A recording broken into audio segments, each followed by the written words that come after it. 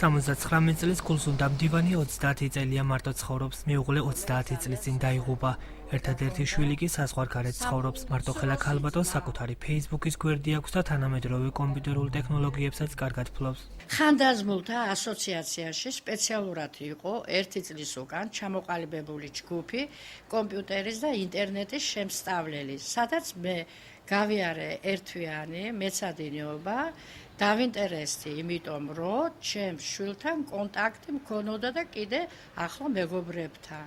გულსუნდა მდივანი თავს მეზობლების დახმარებით და პენსიით ირჩენს. გული წყდება, რომ პენსია დამსახურების მიხედვით არ დაენიშნა.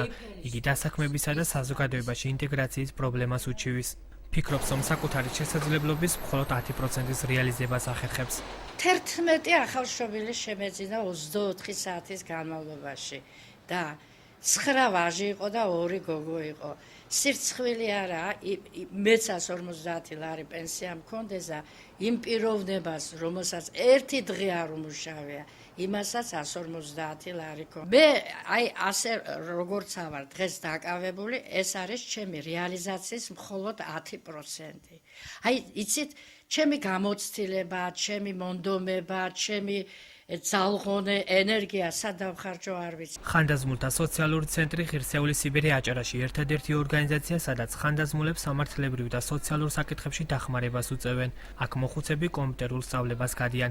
მცირე ბიზნესის ასაწყებად კი მათ სემინარებს მოწვეული სპეციალისტები უტარებენ. ჩვენ როგორც შეგვიძლია მხარში ვუდგავართ ხანდაზმულ ადამიანებს, ვცდილობთ რომ არ ჩამორჩნენ ისინი კომუნიკაციებს, ანუ ყველა გაეცნონ ახალ პროექტებს, კონდეთ ურთიერთობა ინტერნეტთან, რის გამოც ჩვენ გვაქვს კომპიუტერის შემსწავლელი კურსები. თუ არის პრობლემური ბენეფიციარი, ჩვენ მათ ხელს ვუწყობთ ადმინისტრაციულ ორგანოებთან ურთიერთობებში და უგვარებთ სხვადასხვა სახის პრობლემებს.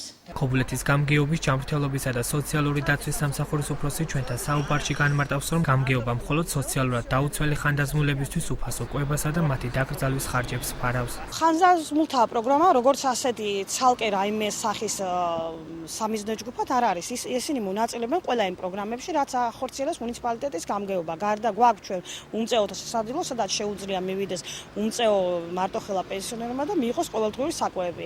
ამასთანავე გვაქვს უმწეო მარტოხელა მოხუცების დასაფლავების პროგრამაც. აჭარაში ხანდაზმულებისთვის სპეციალური პროგრამა არ არსებობს. ბათუმის მერია მოხუცთა სავანეს აფინანსებს, სადაც 100-ზე მეტი მოხუცია.